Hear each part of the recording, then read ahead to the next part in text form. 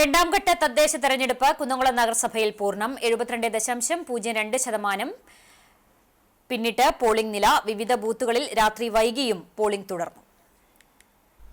രണ്ടാം ഘട്ട തദ്ദേശ തെരഞ്ഞെടുപ്പിന്റെ പോളിംഗ് രാവിലെ 7 മണിയോടെ തന്നെ കുന്നംകുളം നഗരസഭയിലെ 39 വാർഡിലെ 39 ബൂത്തുകളിൽ ആരംഭിച്ചു. വൈകിട്ട് 6 മണി വരെയാണ് വോട്ട് ചെയ്യുന്നതിനുള്ള സമയം നിശ്ചയിച്ചിട്ടുള്ളതെങ്കിലും ചില ബൂത്തുകളിൽ 6 മണിക്ക് ശേഷവും പോളിംഗ് തുടർന്നു.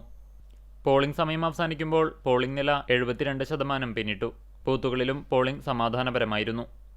യാതൊരുവിധ തടസ്സങ്ങളും ഇല്ലാതെയാണ് മേഖലയിൽ പോളിംഗ് നടന്നത്. രാവിലെ തന്നെ സമ്മതിദാനം രേഖപ്പെടുത്തുന്നവരുടെ നീണ്ട നിരയാണ് ഓരോ ബൂത്തുകളിലും അനുഭവപ്പെട്ടത്. വാർഡ് വിഭജനത്തെ തുടർന്ന് 39 വാർഡുകളിലേക്കുള്ള വോട്ടെടുപ്പാണ് ഇത്തവണ കുന്നംകുളം നഗരസഭയിൽ നടന്നത്. അതത് ബൂത്തുകളിൽ സ്ഥാനാർത്ഥികളും സമ്മതിദാനം രേഖപ്പെടുത്താനെത്തിയിരുന്നു.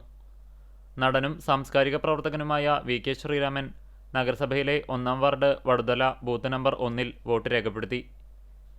ഏറ്റവും കൂടുതൽ പോളിംഗ് സ്റ്റേഷനുകളുള്ള ബൂത്ത് കൂടിയാണ് വടുതല ഗവൺമെന്റ് യു.പി. സ്കൂൾ.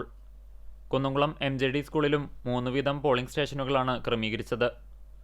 39 ബൂത്തുകളിലും ഹരിതചട്ടം പാലിച്ചുകൊണ്ട് 5 വീതം ഉദ്യോഗസ്ഥർ വോട്ടെടുപ്പ് നിയന്ത്രിക്കുന്നതിനായി രംഗത്തുണ്ടായിരുന്നു.